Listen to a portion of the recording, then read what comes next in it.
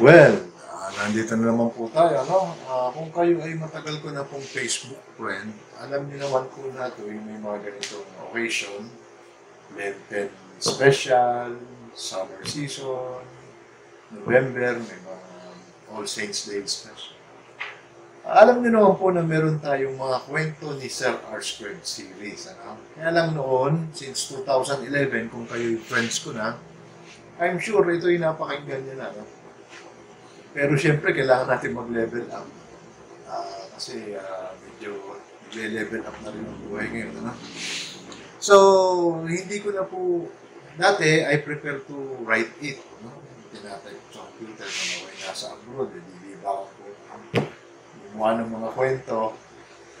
Ah, ngayon po, ikukwento ko na lang po para sa mga bagong friends ko. Kung ito naman po ay napakinggan nyo na, ilang beses ko na rin po itong inirepost. Kasi 2011 pa po, ano?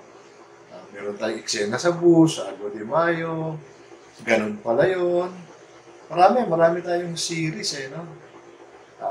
Agwanta, marami tayong. So, at syempre, yung kwento ng mag-ingat sa bato at sa apoy, o mag-ingat sa tulay at sa apoy, no?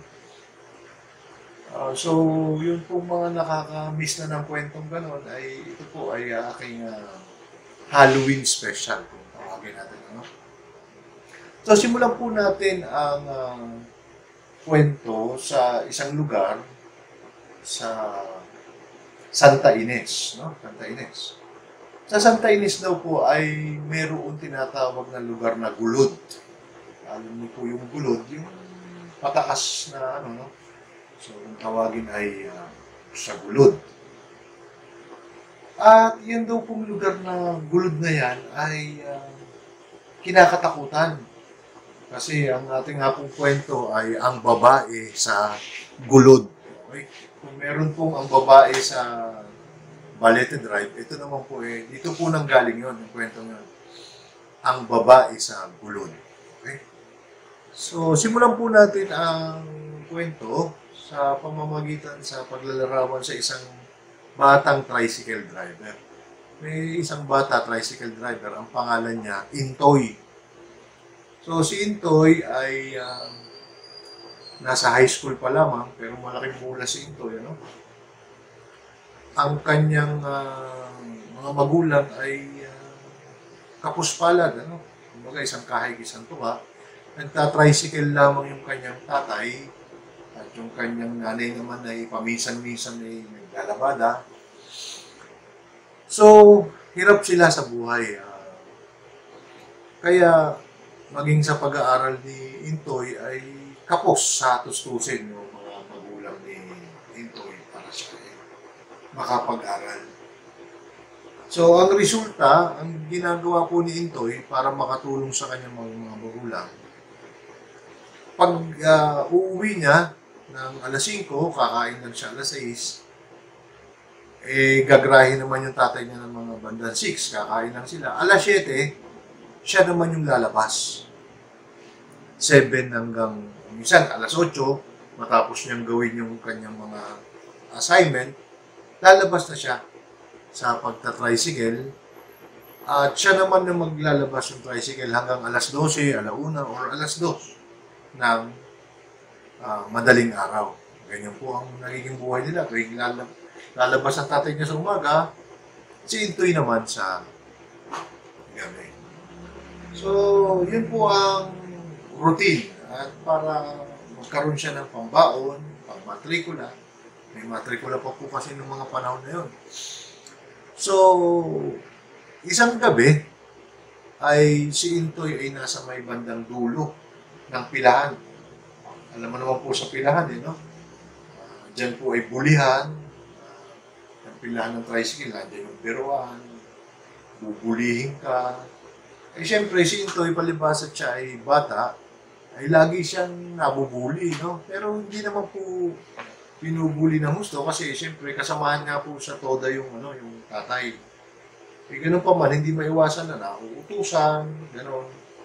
Siya yung laging. So, meron si Mang Kadyo, siya yung nasa unahan ng, ano, ng pila. Lumapit yung isang matandang babae. Itim na itim. Itim na itim ang suot. Pagkatapos nakukuba ng ganyan. Amang, may bandang mga alas, ano na yan, mga bandang alas 9:30, alas 10. Malalim na ang gabi. Amang, maaari niyo po ba akong ihatid sa Santa Ines? Oh, Santa Ines daw, Mang Kadyo. Sabi naman nung dispatcher. May dispatcher eh. Mang Kadyo, Santa Ines. Saan po sa Santa Ines? Sabi ni Mang Kadyo. Sabi nung matanda, sa Gulod. Ha? Sa Gulod? Naku! Manang, pasensya niyo na po ako. Kahit po anong mangyari na isumpa ko na sa sarili ko. Sabi ni Mang Kadyo. Na hindi na po ako pupunta sa Gulod. Lalo na gabi na. Hanggang alas 4, pwede po ako dyan sa Gulod. Pero yung gabi na, hindi na po ako pupunta dyan. Sa naranasan ko hindi na po. Ito, kasunod ko, baka gusto. Ikaw, gusto mo ba? Ayoko. So, halos lahat doon sa pila, ayaw, ano? Sabi nung Mang Kadyo.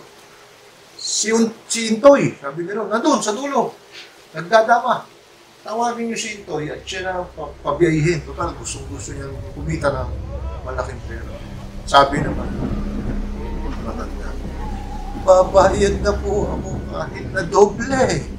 Basta tihatid niyo lamang po ako sa Gulod. Ay, nako, mana. Tinawag noong dispatcher. Si Intoy. Intoy, hindi ka nga rito. Oh, may pasahero. Hindi pa po ako kuyang nasa pila.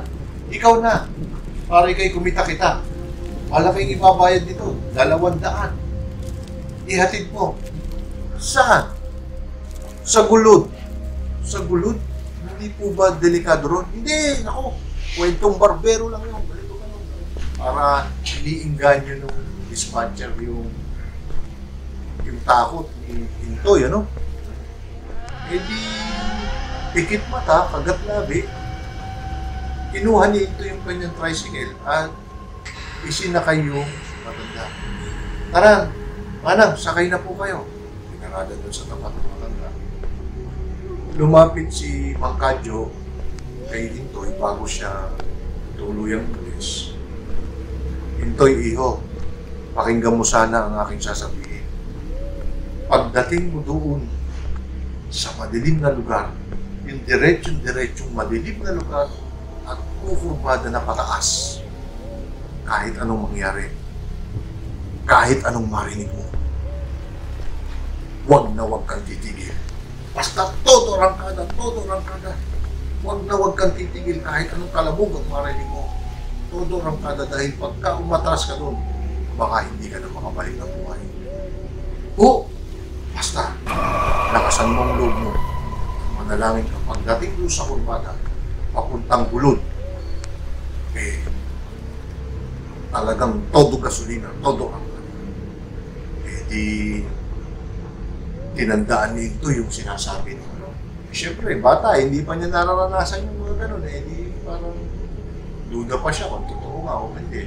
Malaking 200 Tinitingnan niya.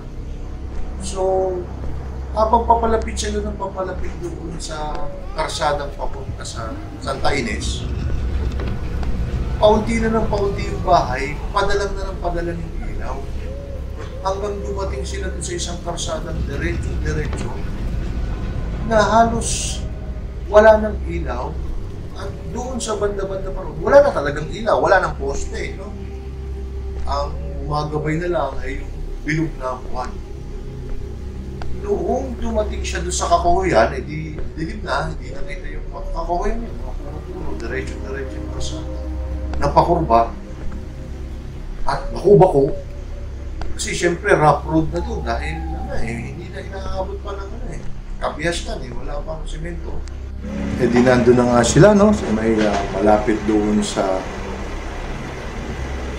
pakurba at mga kakuhuyan, maraming puno ng nara, may balete, maraming niyog. talagang madilim na doon sa lugar. Tapos bako-bako, ano? Talagang kabang-kaba na si Intoy. Naalala niya, malapit na siya doon sa pakuruba na pataas, na bako-bako ng mga kakahuyan. Yung daan papuntang Gulod. Eh di tiningnan niya, sinulyapan niya yung matanda. Yun, parang nakakatulog kahit rough road, nakakatulog. Medyo lumalakas-lakas ang loob niya nung nakikita niya dalawa sila nung matanda. Eh, maya-maya pa, nung papunta na siyang pakurbang ganyan, ipinremera niya na kasi pagkurba nun, paahon. Eh yung bilin ni Mang Kadyo, iprepara yung wag magtitersera, segunda lang at baka umatras at hindi siya makabalik ng buhay. Nung siya'y pakurba na, maya-maya may narinig siya lumagabog. Boom! Ang lakas! Doon sa kanyang bubong ng kanyang tricycle. Eto na! Sabi niya, doon ang lakas ng kaban ng dibdib niya. Inarangkada niya ng todo. Boom! Talagang ipinaspas niya. Arangkadang walang kahit ano. Kami naglaglag na mga bag. Ayan na naman, meron na namang parang bumabato sa kanyang sige, arangkada ko to. Sabi niya, sige, hanggang nagkasisigaw na siya. Hanggang nakarating na siya doon sa may sementadong lugar. Okay? So, magkakaroon doon ng kurusan na pa ganon, isang papuntang Santa Monica, ito papunta doon sa Gulod. Mabuti na lang, sementado na yung lugar at meron na rin mga may mga post lights na rin, may mga ilaw na rin sa poste. Parang yung malamig niyang pawis na hangin-hanginan, sabi niya, mabuti na lang, nalampasan ko yun. Eh di medyo nawawala-wala na yung kapa niya, maya-maya, tiningnan niya yung pasahero niya. Naku, biglang nawala. Naku, talaga namang inarangkada niya rin. Doon na siya nagpunta sa Santa Monica dahil may kababata siya doon, may kaibigan siya doon, na kasama niya sa school. Eh doon na siya nagpalipas ng gabi at tinangkilik naman siya nung kanyang kaibigan na taga Santa Monica. Sabi, sige, bukas ng umaga ay sasamahan na kita at ihahatid kita pauwi sa inyo. So yun po yung nangyari, yung first encounter ni Intoy sa Gulod, no? Biglang nawala yung babae, no? Tapos nagkalabugan. Biglang nawala. Parang black lady, no? Nako. Eto na. Lumipas ang maraming buwan, mga 3 buwan. Nagkaroon na ng panukala, nagkaroon na ng anunsyo dun sa TODA. Inilapit nila sa board, nagkaroon ng board resolution sa konsero na yung TODAng yon ay hindi nababiyahe ng higit sa alas 5 papuntang Gulod. So nakalagay ng malaking paskil na ganyan. Maya-maya, eto na. Isang gabi, bandang alas 9 na naman, alas 10 ng gabi, may naglalakad naman, maglola. Puting-puti naman yung suot ng lola, nakatungkod din. May belo din. Okay, dati, itim na itim yung suot ng lolang na isa kanya. Ngayon, puting-puti yung suot. At may kasamang magandang babae. Maganda yung babae. Matangkad, maputi, sexy, talagang puti rin yung damit. Si Intoy ang nasa unahan ngayon ng pila. Eh di may dispatcher, lumapit yung maglola doon sa dispatcher. Sabi, magandang gabi po, sabi nung parang apo maglola. Sabi nung magandang nila, magandang gabi po mama. Eh maaari po ba kami magpahatid sa Santa Ines? O Intoy, Santa Ines daw. Sabi, saan sa Santa Ines? Sabi noong lola, sa Gulod. Nako, sabi nito, hindi na po kami babiyahe dyan sa Gulod. Sa naranasan ko, ako po mismo. Sabi nung apo, nung magandang babae, sige na naman po, mama, tricycle driver. Babayad po kami kahit magkano. Kahit po 500, babayad kami. Tulungan niya lang po kami maglola. Galing pa po siyang ospital. Kakalabas lang niya po sa ospital. Sabi ganun mo, nako, hindi na po. Noon lamang 3 buwan na nakalipas, may naisa kaya po. Isang matanda. Itim na itim ang suot. Halos kasing edad nga niyang lola mo eh. Nakaitim na itim. Tinulungan ko, nagmagandang tuba ko. Yung pala, siya isang engkanto, aswang. Sige na naman po, sabi nung maawa na po kayo sa lola ko. Pero yung pagtingin kong ganyan eh, biglang nawala. Sabi na, maya-maya, hinampas nung lola yung sinto. Walang diya. Oh, bakit kayo nanghampas, lola? Salip na makiusap kayo para kayo ihatid. Nangahampas pa kayo. Ikaw pala yun. Ako yung sakay mo, nalaglag ako. 3 buwan ako sa hospital. So, yun po ang kwento ng babae sa gulong.